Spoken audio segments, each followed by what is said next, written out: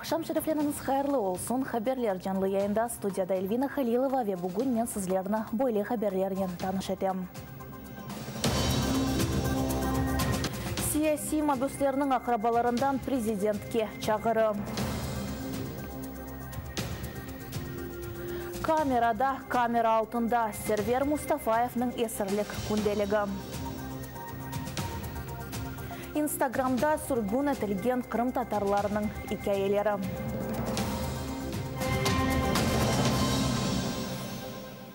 Ишғал етілген Қырымда 15 яңы коронавирус қастасы чықты деп хабер етті созды коронавирусқа қаршылық штабының отырушуы вақтында Ишғалжы Роспотребнадзорының баш муавины Дмитрий Крутиков. 10 киші Сақ районундан, учу кезлевден ве екісі Ахмеджеттен. Умумен ярымадада коронавирусқа яқалынғанларының сайысы 314-ке келді. Ишғалжылер кезлевдеки Победа санаторийінден де обсерватор япажақола. У нас 15 случаев в Сакском районе, 10 случаев, 5 это случаи среди медицинских работников, это старый очаг. Человек, это дети 17 лет, это контактные по семейным очагам. По Евпатории 3 случая, 1 случай это подопечный дома престарелых и 2 случая также в Евпатории. 2 человека это младший медперсонал детского инфекционного отделения Евпаторийской городской больницы. И 2 случая у нас в городе Симферополе. Украинада бір күн ішінде да 476 кіші COVID-19-ға оғырады. Олар арасында 29 бала ве 76 тып қадимы. Сонке күн ішінде 270 кіші тәдәвиленді, 15-ші әләк олды. Бұл вақта Украина сағлық сақлав назирі Максим Степанов хабер етті. Умумен пандемия башындан Украинада 19.760 инсан хасталанды, 2.227 инсан тәдәвиленді, 579 кіші еляк олды. Область – це регіон, який найбільше потрапляє від коронавірусу, і на сьогоднішній ранок із 19 706 хворих 2842 людини захворіло саме в Чернівецькій області. Дуже важливо самому на місці оцінити ситуацію. Умумен бұтын дүния сағлық сақлав тешкілятының малюматына көре 216 мемлекетті епісі олып 4 864 881 кіші коронавирусқа яқаланды. Сайғылы президент бізнен лафетіңіз ишғал етілген Қырым ве Русия пысханелерінде тұтылған сияси мобюслерінің ақрабалары президент офисінің янына тамам бойле чағыруынен келді. Олар Владимир Зеленскийден невбеттікі есірлердің шуаққында білгі алмақ істей. Тәфсилатларыны меслектешлерімнің левқасында сейретейік. Артымда сияси мобюзлерinin korantaları кетті. Bugün olar bankaya sakınına kelip aksiya geçirdi. Aksiyanın adı Sağlı Президент бізнен лаф етіңіз. Тому що ми чуємо весь час обіцянки, а чогось конкретного немає. І ми би хотіли, що сьогодні хтось з офісу президента вийшов і якось нам хоч якісь конкретні розказав, що конкретно робиться для обміну. Тому що, як ми чули на прес-конференції президента, якось таке розмите питання, що після карантину, закінчення карантину буде обмін. Це так не конкретно. Мій брат зараз знаходиться, відбуває термін 14 років суворого режиму в місті Ставрополь, УТК номер 11. Звинувачення в організації диверсійних актів на території Криму і міста Севастополя. Немає ніякої комунікації з боку адміністрації президента. Siyasi mobüzlerinin korantaları Vladimir Zelenskiy'nin matbuat katibinin baklamak tirişti. Ama o cevap vermedi. Скинула. Тільки що ми дзвонили Юлії Мендель, вона скинула нас. Спробуємо ще раз, ми не горді.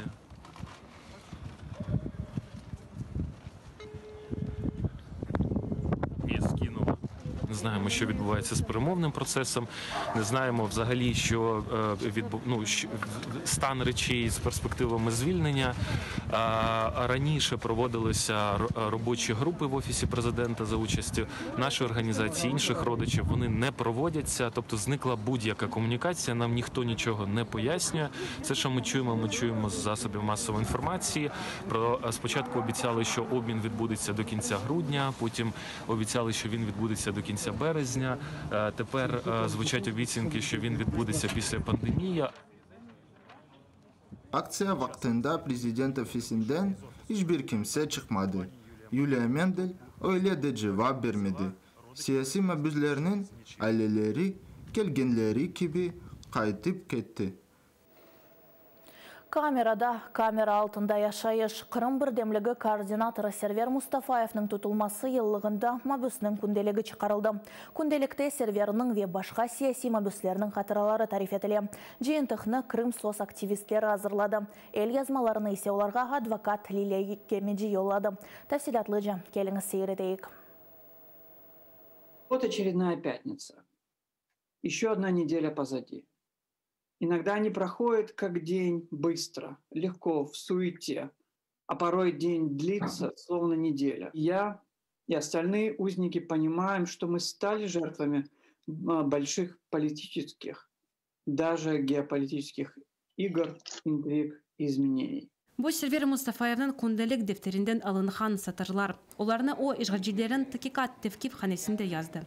El yazmalarını advokat ve fal Лилия Кемеджи берді. О вақыт о Сервер Мустафаевны эрафтазер етеді. Я была таким мостиком между камерой 58, в которой они содержались, и между, скажем так, свободным миром. И для меня этот дневник имеет особую ценность, так как все те события, которые происходили, они сегодня зафиксированы, и история сможет дать свою оценку.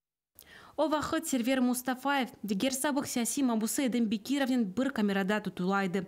Ве ән чоқ оның сағлығыны қайғырайды ве бұ ақта өз күнделік дефтеріне язайды. Я хочу сказать, что на самом деле были счастливые дни. Он мне дал дух, наверное, он дал мне силы бороться дальше.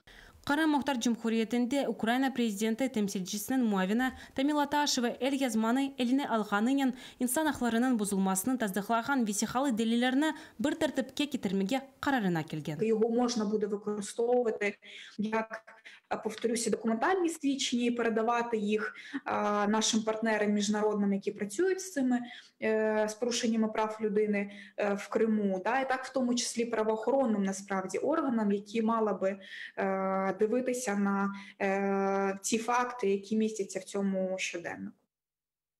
Бастырылған шекелде жиынтықны кележек авта сатын алмақ мүмкін олacak. Топланған паралар сессия мабуслерінің ихтияжыларына yollanacak. Ишғал етілген Қырымда ишғалжілер Қырым генчлеріні ордусына чағыры башлады. Бұ сене Рус ордусына Учбин Қырымла алынажағы бекленілі. Башта генчлеріні 2 аптаға мақсус казармаға, обсерваторға қояжақлар. Анда сызжақларыны өлчеп коронавирусқа тестлер yapılacak. Бұндан сон генчлер ишғалжілерінің ордусына қызмет етмеге yollanılacak.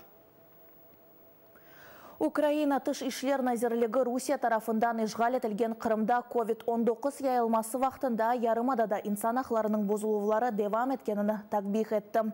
Русия Федерациясы ишғалжы девлет оларақ қалқара қанунлар бойынша елінің сағлық сақлавы бойынша мечбуриетлеріні еріне кетірмейіп, қырымлыларының ақларыны бозмаға девам ете. Пандемияның яйылмасына бақмадан ишғал етілген топрақларда Рус ордусына чағыру компаниясы девам ете. Бұ исе арби жинайеттір деп қайдетілі назерлекнің білдірмесінде. 1944 сойқырымы деген Инстаграм сайфесінде фоторесам Заремаялы бойлы сүргінліктен кечкен Қырым татарларының фоторесімлерінен пайлаша. Бұ сайфе қында тәсилатлыжа мәслектешімнің левқасында. Қырым татар фоторесамы Заремаялы бойлы Инстаграмда 1944 сенесінің 11 айлы сайфені мейданға кетірді. Анда о сүргін етілген Қырым татарларын фоторесімлеріні ерлештері. Кримських татар, що пережили депортацію 1944 року. К сожалению, людей интересует эта тема в основном в мае. И в этом году опять началась волна интереса. Я сделала отдельную страницу, это было в 2019 году. Благодаря моим друзьям, блогерам различным, там в течение 2 дней у меня набралось 1000 человек. Так как я не ездила в Крым где-то полгода и не фотографировала стариков, я решила дать возможность опубликовать истории своих дедушек и бабушек тем, кого я не успела сфотографировать, либо кто уже умер много лет назад. На фотографии Дживаир Усиинова 1934 года. Она родилась в городе Керчи. На фотографии дедушка Ахмед Бекиров 1924 года рождения. Его лагап, это кличка, она давалась всем мужчинам в селе, и потом, это как фамилия была, потом как бы передавалась из поколения в поколение. Его лагап был Бибер, что означает перец. 2018 сенасы фоторесам Кырым-татар халқының сүргін тилмесіне бағышланған бір сыра билборд әзірлады. 2019 сенасы есе бұл ресімдердің эсасында фотосерги yaptı. Всегда обращала внимание на стариков и на детей, на молодежь, на типажи крымско-татарские, и фотографировала, старалась портреты сфотографировать. Позже все мои друзья об этом знали, и мне предложили в Фильджан Продакшн снять серию портретов для билбордов к 18 мая. Я начала снимать именно вот в таком ракурсе фото. Позже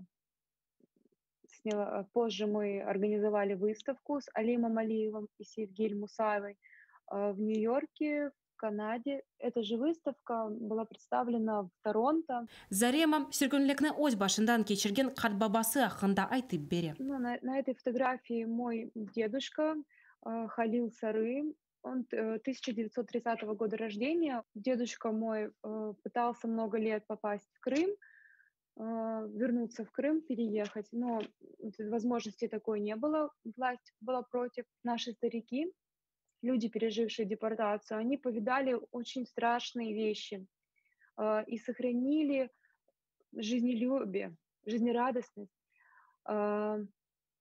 достоинство.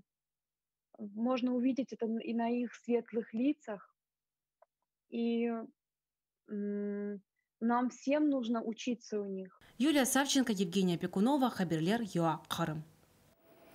Бунин мен екінлейім, Facebook сайфемізге қошылыңыз ве бұзыле олыңыз сағынен қалыңыз.